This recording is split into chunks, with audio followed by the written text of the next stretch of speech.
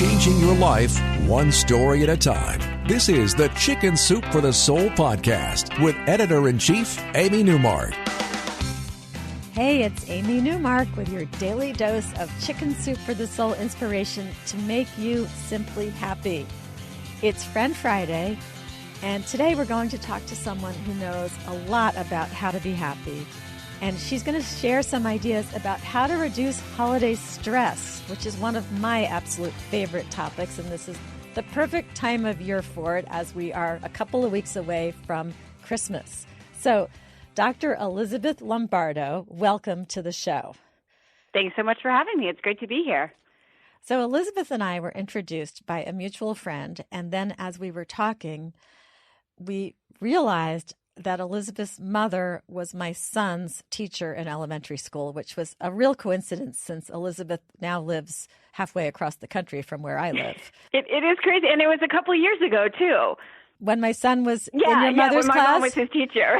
More than a couple of years ago. My son is now 30 years old. Yeah, a lot of years have passed. And my 77-year-old mother retired from teaching and then went back. She missed it so much. So she is back to being a second grade teacher. So anyway, that was a funny coincidence. And I wanted to talk about your background a little bit before we get into talking about holiday stress and how not to have it. I know that you started out as a physical therapist, and then you saw how many of the problems in your patients were coming from things in their head, not things in their body, right? Yeah, I realize as a physical therapist that so much of what happens starts with what we're saying to ourselves. And I actually had a client who changed my life forever. His name was David. He had a surgical amputation from diabetes. And he came down to my physical therapy gym, and it was my job to teach him how to walk again and how to be functional. But he was so depressed, he was so down and angry about what had happened, understandably, that I couldn't help him.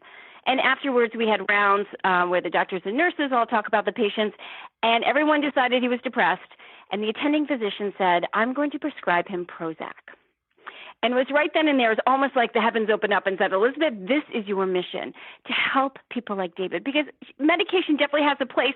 But here's the thing, he needed to process what he was going through. He needed to really work through this. And, luckily we don't have amputations in our lives, but we all deal with loss. We all deal with disappointment. And if we don't have the right mindset, regardless of what's going on, we can't advance. We can't achieve our goals.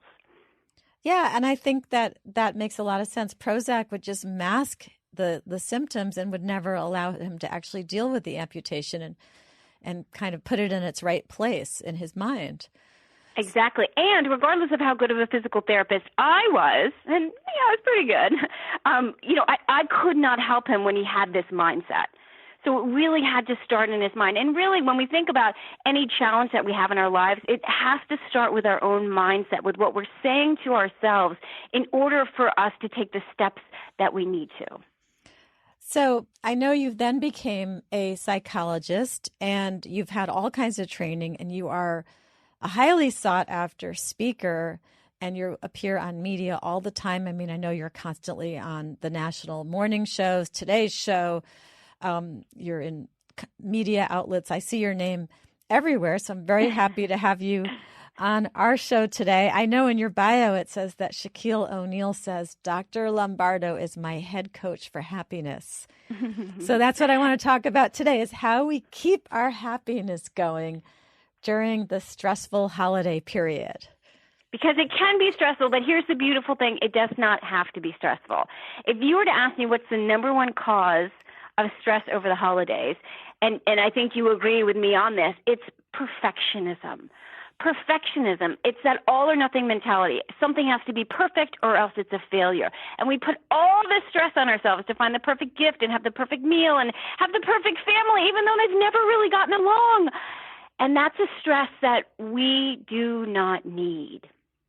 Yeah, and I say in my Simply Happy book that perfectionism is a losing game because nobody can be perfect. And I actually think it cuts your productivity so much. If you're trying to be perfect and wasting all that time on trying to get from, 95% to 99%, you could be spending that same time getting something else to 95% too and getting a lot more done in your life. Exactly. Or taking care of yourself and getting some sleep or meditating or exercise. Absolutely. Here's the thing. Perfectionism, I always say it's more than having a neat junk drawer. It's an all or nothing mentality. Something's either perfect or it's a failure. And then we take it a step farther. And this is why people have a tough time releasing perfectionism. We think something's either perfect or it's a failure. And if it's a failure, then I'm a failure. And it's that sense of personalizing the failure that prevents people from saying, you know what, 95% is okay, and I'm going to move on. I think the best decoration for Christmas is a happy, healthy hostess. Yes. You know, and so I personally have stopped putting out all my Christmas decorations. I do the tree still, although it's getting smaller and smaller. I had a few complaints last year about how small the tree was, and I was thinking, yeah, but were you even here to help me decorate it, you grown children? And also, I stopped putting decorations all over the house, and I do a lot more takeout now instead of making everything myself for Christmas Eve dinner. So tell us some of your key tips for how you can give up perfectionism. Well, you know, I think this differs from person to person. For some people, putting out all the decorations brings a lot of joy. My mother-in-law, who, God bless her, is 90 years old, she thrives on putting out the Christmas decorations and arranging them. So if it's not causing you stress, then do it. But ask yourself, what are the activities when you think about the holidays that you dread? And those are the activities it's time to change, to delegate, to stop doing. Absolutely. So now let's talk about the food, because a few years ago I was in LA right before Thanksgiving, and my stepson said to me, order all the food at Whole Foods. And I said, what? He said, go to Whole Foods and order your entire Thanksgiving dinner. I said, you can do that? He said, yeah, you can do that. And then I found out all kinds of stores do that. And I remember I ordered everything, drove my car to Whole Foods Thanksgiving morning, and they put an entire Thanksgiving dinner for 12 people in my car, and I drove home. It was as easy as that. And I bet it was delicious. It was. It was very good. Maybe a couple of things would have been better if I made them myself, but this was reality we were talking about, and I got to pick up the whole dinner. And I know lots of stores will do that. They'll just load an entire dinner for 12 people, 20 people right into your car. And then you will be the most charming host or hostess ever, because you will not have been up for 2 straight days peeling and cleaning and cutting and slicing and baking. Absolutely. And if there are certain things that you enjoy making, maybe you have the best stuffing or pumpkin pie, then you can still make those. You don't have to do it all. You can just pick some of them. The other thing to consider is, having people bring stuff. People like to participate in meals. And even if they don't ask, if you are the hostess, it is completely fine to say, hey, how about if you bring that apple pie that you make that is so good? That is a good point. So we can buy some that we used to make at home. We can let people bring stuff. How about just cutting back on the menu? Do you really need 5 desserts for 12 people? Will you marry me? Exactly. Or 3 types of stuffing. You do not.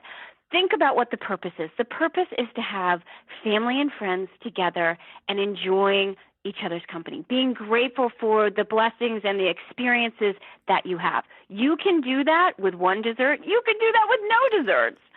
So I do agree. What matters is who's around the table, not what's on the table. Now, let's talk about who's around the table. There's that evil laugh. You know what I'm going to talk about.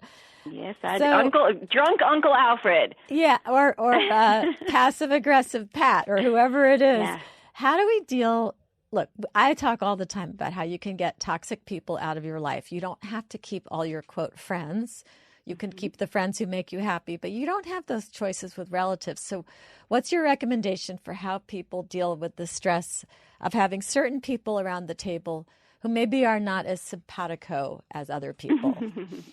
Yeah, so a couple things. First of all, accept the person for who they are. That doesn't mean you have to agree with them. It doesn't mean you have to promote their bad behaviors, but accept them for who they are. If you have someone who's often passive-aggressive, they're probably going to be passive-aggressive this holiday. And, a lot of stress comes from when people act differently from the way that we think that they should. So one way is to accept. Another thing is, if there are topics that you know bring up a lot of tension, maybe it's politics, maybe it's, I don't know, something in the past, let people know those topics are off the plate. You may not have those conversations at this particular dinner table about those things.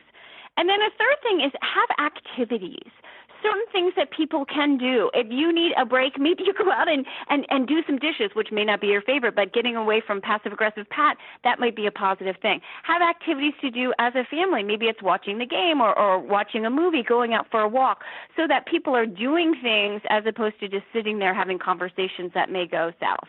That is a good point. So we're going to decorate only as much as we want. We're going to cook only as much as we want. We're going to learn to accept the foibles of our relatives and just work around them. Now, what about gifts? That's another big source of stress. Yes, because we have to find the perfect gift for everyone. And again, a lot of that has to do with personalization. I have to get the perfect gift so that they think positively about me. Here's the thing about gifts. I think the most wonderful gifts are the gifts of meaning. So what can you do that's meaningful? One terrific gift is to get online, one of the picture websites like Shutterfly, that kind of thing, and put together a photo album. Who doesn't love a great photo album? Maybe it's from the year, maybe it's from the past decades, but putting together those pictures, it doesn't take a lot of time. You can do it in your jammies, and it doesn't cost a lot of money. But something like that's going to be so much more meaningful than spending all kinds of money on a gift that they may or may not really like. Yeah, that's a good point. I have to confess that I've moved more and more to gift cards for all the nieces and nephews and cousins, et cetera, because as they get older, that's really what they want anyway. Sure. I always say it always fits. Yeah. A gift card always fits. That's right. These are all great tips. We're going to decorate less. We're going to order in more of the food. We're going to deal with our relatives and accept them for who they are. We're going to make gifts that are easy to make, that we can make in our pajamas. And I think we're going to have a less stressful Christmas because overall, the overarching theme is we're not going to try for perfection because perfection is unattainable and all it does is add to our stress level. Exactly. And I always say the goal is to be better than perfect. Better than perfect means you strive for that excellence, but you accept where you are. You focus on your passion and your gratitude and your excitement as opposed to where did you fall short. That way you can actually enjoy the holiday. And I know you have a hashtag better than perfect that you're using this holiday season. And so you would recommend that we post something like, bought my niece a gift card this year, hashtag better than perfect, right? Exactly. Fed the kids chicken nuggets, hashtag better than perfect. Posting pictures, posting videos, posting statuses so that we can really embrace this notion that we don't have to be perfect. We can be better than perfect and have a happy holiday. I love that idea. That is really wonderful. Well, thank you, Elizabeth, for joining us today. It's been great having you on. Let me just tell everybody who's listening what we're going to be doing when we come back on Monday. We're going to have a new episode of the podcast, and it will be Motivational Monday. And I'm going to talk about how I implemented some of my own advice from my Simply Happy book on my recent vacation in the Persian Gulf. Yeah, I know, vacation in the Persian Gulf. Are you serious? But we'll talk about the final chapter of my book about stepping outside your comfort zone, which is what I did on my vacation. Thanks, Elizabeth, for having us on, and I hope you have a hashtag better than perfect holiday. No, thank you.